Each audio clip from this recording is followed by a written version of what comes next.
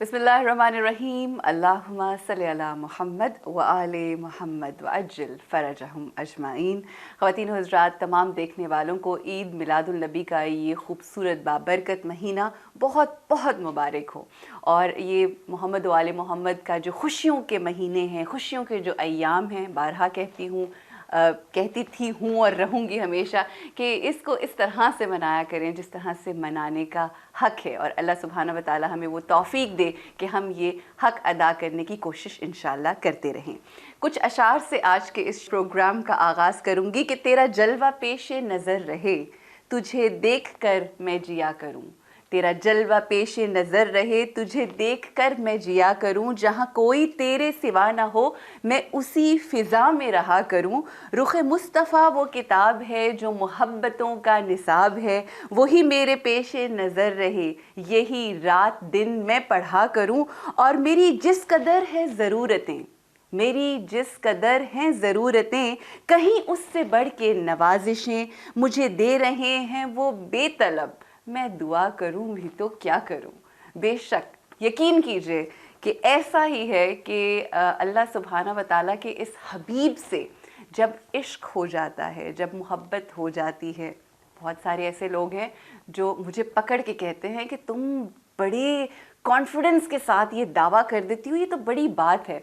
और मैं उनसे सिर्फ एक बात कहती हूँ कि मेरे पास इस इश्क, मोहब्बत और इस गुमान के अलावा और कुछ है ही नहीं।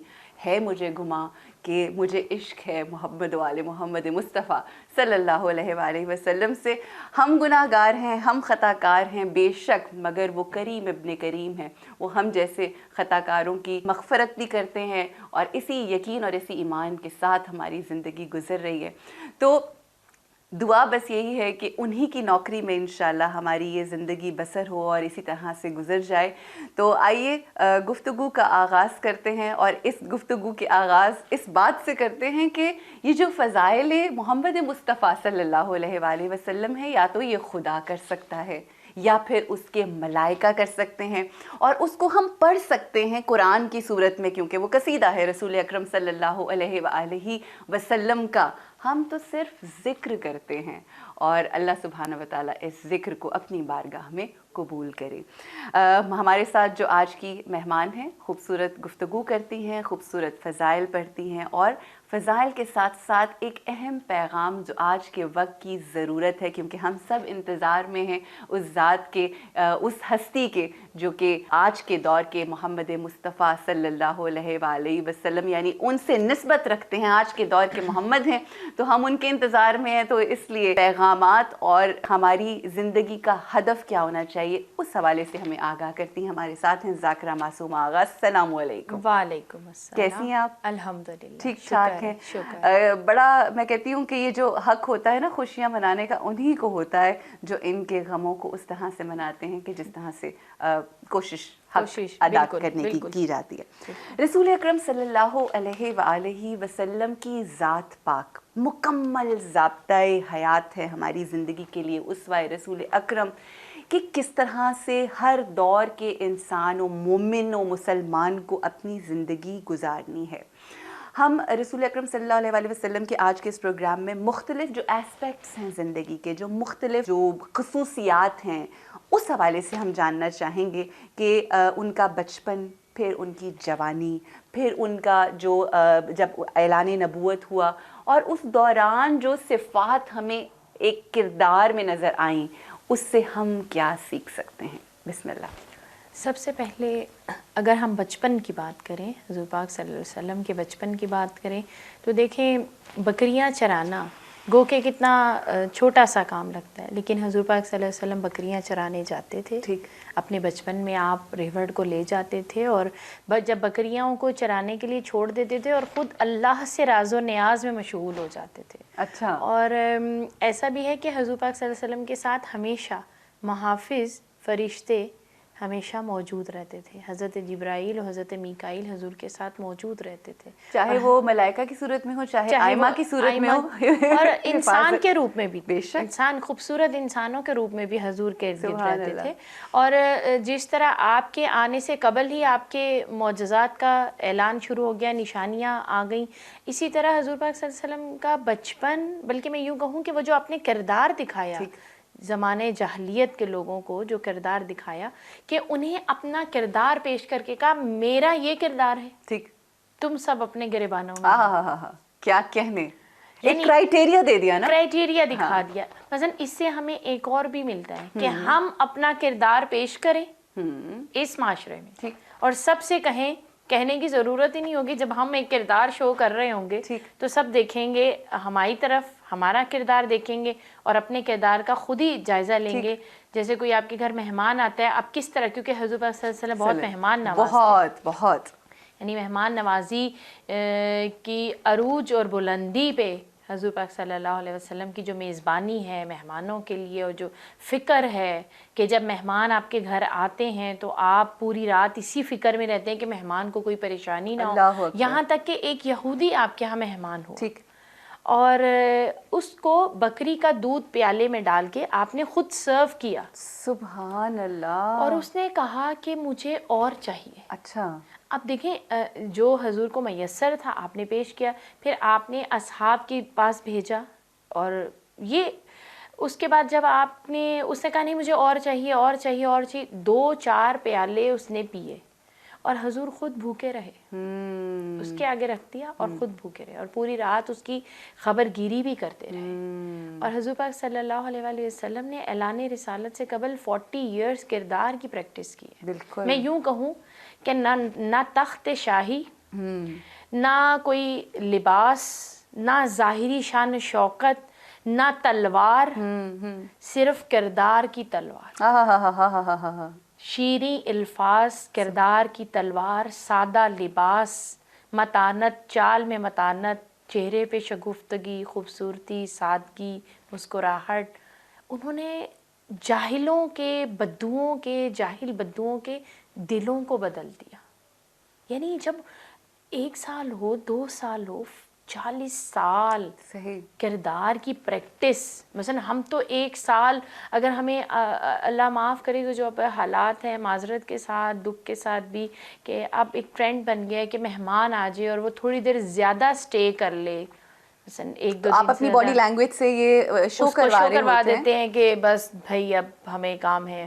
اور حضور نے 40 سال, مثلا وہ جو بوڑھی کوڑا پھینکتی تھی, وہ ان 40 ایئرس میں وہ واقعہ گزرا ہے کہ آپ سر جھکا کے نکل جاتے تھے, اور جب وہ بیمار ہوئی تو آپ نے اس کی تیمارداری کی, اور وہ آپ پر آہستہ آہستہ لوگوں کے دلوں میں آپ نے اپنا گھر بنا لیا. اچھا, رسول اکرم صلی اللہ علیہ وآلہ وسلم کی جس وقت ہم سیرت مبارکہ دیکھتے ہیں, میں اکثر یہ سوچتی ہوں معصومہ صاحبہ کہ مجھے یوں محسوس ہوتا ہے کہ یہ جو ذات پاک ہے نا, یہ اسوہ کامل ہمارے لیے بالکل ایسے ہے جیسے ایک ڈاکٹر کی پرسکرپشن ہوتی ہے. ہم سب روحانی طور پہ کہیں نہ کہیں کسی نہ کسی لحاظ سے بیمار ہیں, روحانی طور پہ بیمار ہیں, جس کا علاج ہمیں سیرت پاک کی جو مختلف واقعات ملتے ہیں وہ ایز پرسکرپشنز ہیں.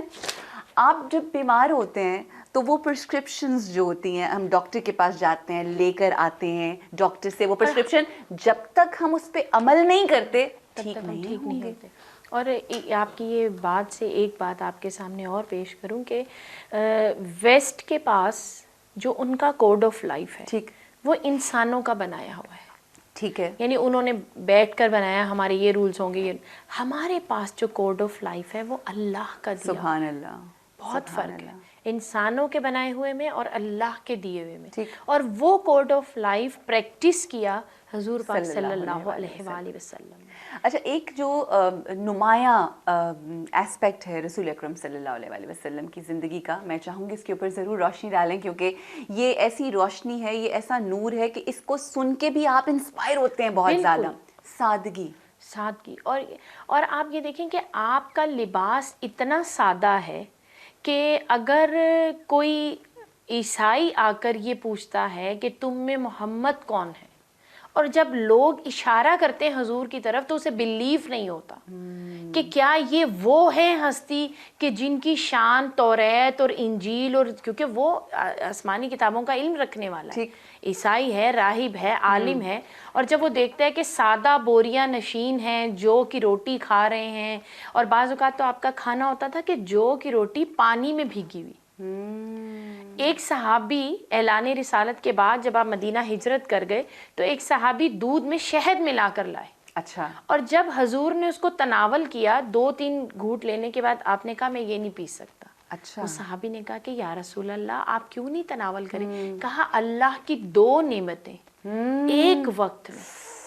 اوہ اللہ اکبر. اور ہم اگر اپنے دسترخوان دیکھیں تو اگر کوئی مہمان آئے تو مہمان ناراض ہو جاتے ہیں کہ اگر ایک ڈش ہو یا 2 ڈش ہو یا بہت زیادہ اہتمام نہ کیا جائے. اور آپ یہ دیکھیں کہ 2 نعمتیں ایک وقت میں اکٹھے نہیں کھا. اور یہی مولا علی کا بھی دستور ہے. بے شک وہ تو غلام رسول صلی اللہ علیہ وآلہ وسلم. بے تو شک انہوں مولا علی نے بھی پوری زندگی 2 نعمتیں ایک ساتھ نہیں لی، بلکہ اپنی بیٹی جانتی ہے باپ کی عادت کو، لیکن حجت خدا ہے ان کی آپس میں گفتگو ہمارے لیے مشعل راہ ہے. تو حضور نے ان صحابی سے کہا کہ اس میں شہد کا ٹیسٹ آ رہا ہے، ٹھیک، تو میں 2 نعمتیں ایک ساتھ نہیں لے سکتا. یعنی ان کو بھی درس دیا صحابہ کرام. اور اصحاب صفا آپ کو معلوم ہے کہ ان کے کیا کریکٹر بلڈنگ کی تھی. سادہ سا ایک چبوترا تھا اور اس میں وہ زندگی بسر کرتے تھے، اور وہیں سے عالم بنے، بڑے بڑے مبلغ بنے جنہوں نے پوری دنیا میں اسلام. افریقہ میں کیسے پھیلا؟ صحیح. حضور تو افریقہ نہیں گئے، وہ وہی اصحاب صفا جن کی حضور نے ٹریننگ کی، اور وہ پھر دنیا کے دائیں بائیں ویسٹ میں. حضور ویسٹ میں نہیں گئے، حضور تو صرف مکہ اور مدینہ ٹھیک سفر طائف کی ہے. اور طائف والوں نے جس طرح ان کے مگر ان کے بنائے ہوئے وہ عالم جو تھے یا وہ جو سیرت تھی اتنی کریکٹر بلڈنگ کر دی کہ انہوں نے پوری دنیا میں انقلاب برپا کر دیا.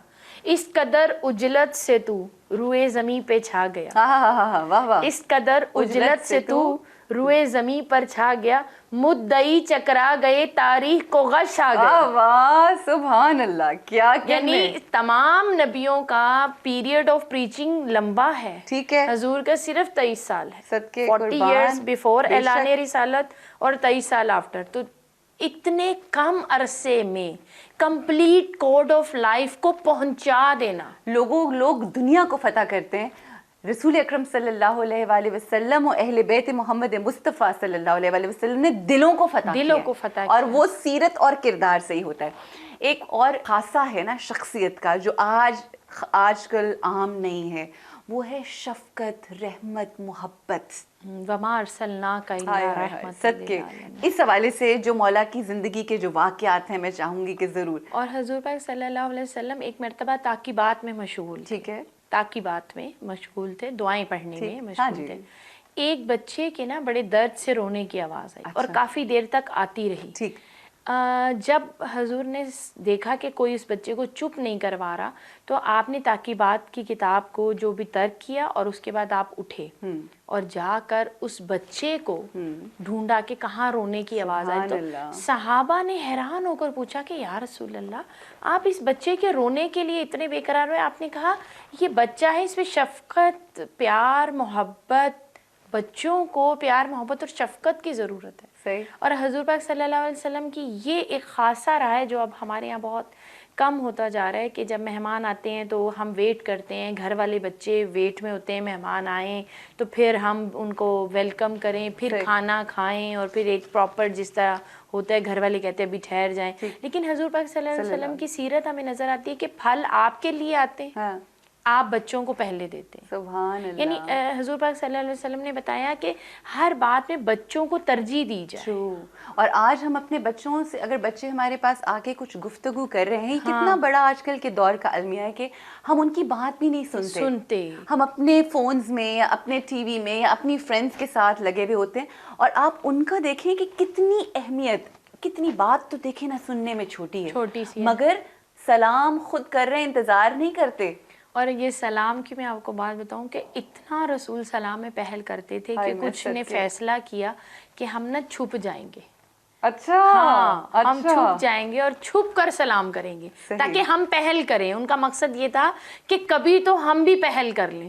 اور جب حضور اپنے حجرے سے باہر آئے تو حضور نے کہا جو دائیں بائیں درختوں کے پیچھے چھپے ہوئے تم پر میرا سلام ہو. آپ یقین کریں کہ یہ اتنی انسپریشنل یہ باتیں ہیں. اور وہی والی بات ہے نا کہ جب آپ کے دل میں محبت کسی خاص ہستی کی آتی ہے. میں صبح واک کرتی ہوں, ٹھیک ہے, اب میں نے جب یہ سلام کی میں نے کہیں پڑھی نا تو میں نے اپنے دیکھے اسی طرح سے تبدیلی آئے گی نا. میں نے اپنے دل میں اس بات کا تہیہ کر لیا, اچھا آپ یہ میں آپ کو اپنے دل کی بات بتا رہی ہوں اور بہت سارے لوگوں کا یہ خیال ہوتا ہوگا, وہ فیل کرتے ہوں گے ہم سلام کرنے میں شرم محسوس کرتے ہیں. It is unfortunate. اینڈ میں نے اس کو یہ اوور دا پیریڈ آف 2-3 مہینے جو 4 مہینے میں نے واک, میں نے اس میں اپنی اس شرم کو کہہ لیں توڑا. میں نے کہا میرے رسول صلی اللہ علیہ وسلم کرتے تھے نا, ہم نیکیوں میں کیوں نہیں پہل کرتے. میں کوئی بھی جا رہا ہوں, مجھے کوئی نہ بھی دیکھے کچھ نہیں, میں اس کو اتنی زور سے سلام, اور یقین کریں بدلے میں مجھے ہمیشہ مسکراہٹ ملی ہے. Because people do not expect کہ کوئی ایک دم سے اسٹرینجر آپ کو سلام کرے گا. تو یہ سلامتی تو ایک ایسی چیز ہے کہ جو انشاءاللہ آگے, جو سلام کرتے ہیں اس کو ثواب زیادہ ملتا ہے, جو جواب دیتا ہے اس کو ایک نیکی ہے, اور جو سلام کرنے والا ہے, اب یہ 1 اور 10 گنتی والے 1 اور 10 نہیں, یہ تو صرف سمجھانے کے لیے. ہم تو کہتے ہیں کہ جی رسول اکرم صلی اللہ علیہ وسلم نے پہل کی نا, جب انہوں نے کر دیا تو پھر آپ بھی کریں. آسانیاں ہی آسانیاں. فیاضی, سخاوت. آج ہم سمجھتے ہیں کہ اگر ہم نے کسی پہ زیادہ خرچ کر دیا تو اللہ کہیں ہماری ختم نہ ہو جائیں. میں چاہوں گی اس کانسیپٹ کو ضرور کلیئر کریں کہ کیسے دینے سے اور بڑھتا ہے. دینے سے اور بڑھتا ہے. اور اس میں میرے مولا علی کا بھی ایک قول ہے کہ جب تم تنگی محسوس کرو تو اللہ سے کاروبار کرو. سبحان یعنی یہ تم اللہ کی راہ میں دو. اچھا, تجارت کریں, تجارت کرو, اللہ سے کاروبار کرو, اللہ کی راہ میں دو. اور حضور پاک صلی اللہ علیہ وسلم نے اپنے لیے کوئی درہم اور دینار, امہات المومنین بھی راویہ ہیں کہ جب تک سے درہم اور دینار صدقہ نہیں کر دیتے تھے تب تک سے گھر تشریف نہیں لاتے. ٹھیک. اور جس رات اگر کوئی مانگنے والا نہیں ملا اور صدقہ نہیں دیا تو پوری رات بے چین رہتے تھے کہ وہ دینار بچ گئے ہیں یا درہم بچ گئے جو میں نے بھی صدقہ کرنے ہیں. اور پھر ویری نیکسٹ ڈے بہت تیزی سے اس کام کو انجام دیتے تھے, پھر سکون پاتے تھے. تو اب اگر ہم یہ جائزہ لیں, اب مثال کے طور پہ اگر ہم ایثار کی بات کریں تو ایک نوجوان, اس میں نوجوانوں کی بھی بات آ جائے گی کہ آپ نے ان کی ٹریننگ کرنے کا ہمیں کیا انداز بتایا ہے. بچوں کی تو ہے کہ بچوں کو جب آپ پرائیورٹی دیں گے تو بچے ان دا اینڈ آپ کو بھی پرائیورٹی ان کو سکھایا نا. تو اب نوجوانوں کی بھی ہم بات کر لیں تو ایک نوجوان شخص آتا ہے اور حضور چونکہ اپنے کاندھے پہ ہمیشہ چادر رکھتے تھے تو آ کر اس نے بڑی فرینکلی حضور کے چادر کھینچی. جب چادر کھینچی تو آپ کی گردن مبارک لال ہو گئی. تو صحابہ کو بڑا غصہ آیا اس بات پہ کہ یہ نوجوان کیسے ہوتے ہیں, تیزی ہوتی ہے ان میں. تو جب ایسا ہوا کہ حضور نے پھر اصحاب نے حضور کے قریب آ کر کہا کہ ہم اس کو سبق سکھائیں, تو آپ نے کہا کہ مجھے اس سے بات کرنے دو. آپ نے اس نوجوان کو اشارہ کیا کہ میرے ساتھ حجرے میں تنہائی میں آؤ. اچھا, دیکھیں یہ, اب آپ اس ایکسپیکٹ کو ضرور دیکھیں. بالکل, بڑی خوبصورت بات. آئے حجرے میں اکیلے آئے اور پھر حضور نے اپنی چادر اتاری, اس کو دے کر کہا کہ تمہاری ماں نے, اس نے کہا کہ میری ماں نے مجھ سے کہا ہے کہ حضور سے تبارک میں چادر لے آؤ. کہا یہ میں نے چادر تحفے میں دی, اور تمہاری خالہ نے بھی مجھ سے چادر مانگی تھی, تو تم اپنی ماں سے کہنا کہ کچھ تبرک خود رکھ لے اور کچھ اپنی بہن کو دے دے. ٹھیک. اور اس نوجوان سے کہا کہ اگر میں تمہیں یہاں تنہائی میں نہ لاتا تو اس وقت تمہارا حال دنیا جو کرتی وہ تم سے برداشت نہ ہوتا. میں صرف تمہیں تنہائی میں اس لیے لائی ہوں یہ سمجھانے کے لیے کہ تم بے شک جوان ہو لیکن کردار, اخلاق, مینرز, ٹریننگ, تربیت, یہ سب لیک آف تربیت تھا نا کہ وہ ماں نے کہہ دیا اور بچے نے جس طرح بھی کہا, جو بھی تھا. بے شک وہ رسول سے ایون تبرک ہی چاہتی تھی. اس کا مطلب یہ تھا کہ ماں کو بھی سمجھا کر بھیجنا چاہیے تھا کہ رسول کی بارگاہ کا ادب کیا ہے. تو یہاں سے پتہ چلتا ہے کہ آج کل ماؤں کی کیا آج کل کیا ہر دور کی ماں کی کس قدر ذمہ داری ہے. یہاں پر بڑی خوبصورتی سے آپ نے جو مختلف واقعات ہیں ان کا تذکرہ کیا. ایک چھوٹا سا واقعہ, یہ اسی کی ایک مختلف روایت ہے جو میں نے کہیں پڑھی, تو وہ میں ضرور شیئر کرنا چاہوں گی. کہ ایک عورت تھی جو کہ مشرک تھی اور کھانے پینے کے لیے, پہننے اوڑھنے کے لیے کچھ نہیں تھا اس کے پاس. تو اس کے بیٹے نے کہا کہ میں چاچا کے پاس گیا ہوں اور میرے چاچا نے مجھے کچھ دیا نہیں. تو اس نے کہا کہ میں نے سنا ہے کہ یہ جو مسلمانوں کے نبی ہیں, آخری نبی ہیں, اللہ کے رسول ہیں, یہ بہت زیادہ سخی ہیں, تو میں ان کے پاس جاتا ہوں. ماں سے کہتے, تو ماں کہتی ہے کہ ایسا نہ ہو کہ ان کے دین کے اوپر آ جاؤ. اس نے کہا فکر نہ کریں. جاتے ہیں رسول اکرم صلی اللہ علیہ وآلہ وسلم کی بارگاہ میں, اور جاتے ہی کہتا ہے کہ میں آپ کا دین قبول کرنے کے لیے نہیں آیا, میں صرف میری ماں کے کپڑے پھٹے ہوئے ہیں اور میں چاہتا ہوں کہ آپ ان کے لیے مجھے کچھ کپڑے دیں, کیونکہ ہم نے سنا ہے کہ آپ بہت سخی ہیں. تو رسول اکرم صلی اللہ علیہ وآلہ وسلم نے اپنی نظریں ان کی نیچے تھی, مسکراہٹ ان کے چہرے پہ تھی, تو جو کملی یعنی جو چادر انہوں نے اپنے کندھے پہ ڈالی ہوئی تھی, وہ چادر اتار کے اس بچے کو دی. جب وہ چادر لے کے اپنی ماں کے پاس گیا, تو وہی ماں جو کہہ رہی تھی کہ اس شخص کے دین پر مت آ جانا, اس نے کہا کہ وہ جو اپنے تن کی چادر ہمیں دے رہا ہے, بس وہی اللہ کا رسول ہے. اور پھر انہوں نے کلمہ پڑھا اور پھر اسلام قبول کیا. تو جب ہم اسلام کی بات کرتے ہیں, اس دین کی بات کرتے ہیں, تو یہ صرف اور صرف اگر پھیلا ہے اور پھیلتا ہے اور اپنا اجالا کرتا ہے, روشنی کرتا ہے, دلوں میں نور لے کر آتا ہے, تو صرف اور صرف کردار کی وجہ سے. اللہ سبحانہ و تعالی ہم سب کو ایسا کردار دے کہ فرشتے بھی ہم مسلمانوں اور ہم گناہ گاروں کے اوپر رشک کریں. لیکن کیا کریں, ہماری سوچ یہی ہے کہ اللہ سبحانہ و تعالیٰ کی ہم امت ہیں اور ہمیں ایسا ہی کردار دے جیسا اللہ سبحانہ و تعالیٰ چاہتا ہے.